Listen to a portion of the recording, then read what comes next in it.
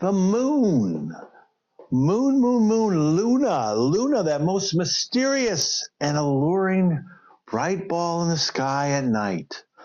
We're so intrigued with it all these years. I mean, think about all the songs that we sing about it. Moonlight Serenade, Tony Bennett, and well, before Tony, Frank Sinatra. Fly me to the moon, let me play amongst the stars.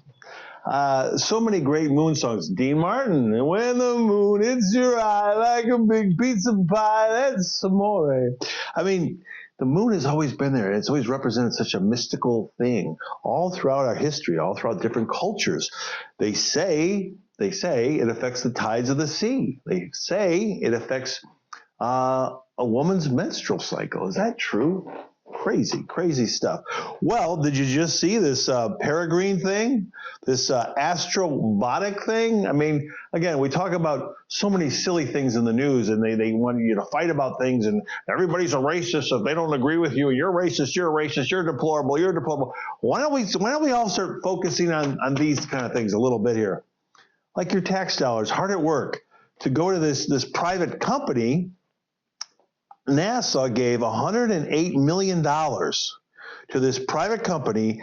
Then they're sending this rocket from Cape Canaveral to the moon with some of these, there were 6 experiments. This is what NASA's deal was. But then some of this is about private companies for space burials. You're going to spend a bunch of money, and you want to send the ashes of your deceased family member up to the moon. And well, this one didn't go so far, and it had crashed back to Earth somewhere in the South Pacific, they told us. Just crazy, folks. $108 million. Now, I know in Washington, it's a billion here, a billion there. Before you know it, you're spending real money. I know. So, $108 billion, $108 million, is 1/10 of a billion, right? So basically, I know we're talking chump change here, but what is wrong with these people? The Navajo Nation, they say, is mad because they see the moon as something sacred. So this is just nutty, folks. This is the kind of thing we, the people, Democrat, Republican, regardless, we need to come together and say, hey, what are you doing with this kind of wacky spending?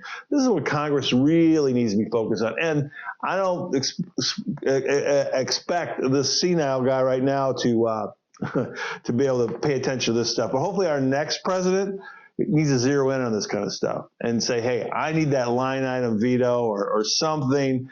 Congress needs to do the job. The next president needs to do his or her job. And again, there's more coming here, folks. This is one of those stories, and it came out a week or two ago, and you just kind of wonder to yourself, what is really going on here? It's just crazy. The ashes of 70 people and 1 dog were on this craft, but again, they had a fuel leak, and so it crashed back to Earth.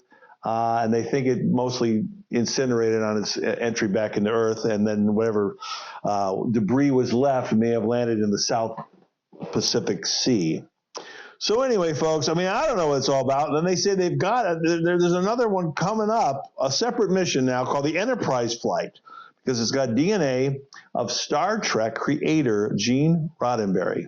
And get this now, 3 U.S. presidents. What did he say? What did he just say? Yeah, there's going to be DNA on this Enterprise flight of 3 presidents: Washington, Kennedy, Eisenhower. So what? So that these reptiles on the dark side of the moon can clone all these presidents? I don't know. Maybe that would help us out. Bring them back. And of course, Eisenhower always had a thing for the aliens, and they always had a thing for him. Anyway, folks, that's your tax dollars hard at work. Fly me to the moon. Oh, that's what it's all about. All right, please hit that subscribe button. Please hit that like button and tell a friend. Controversies of the Day with Logan and Jay. Thank you.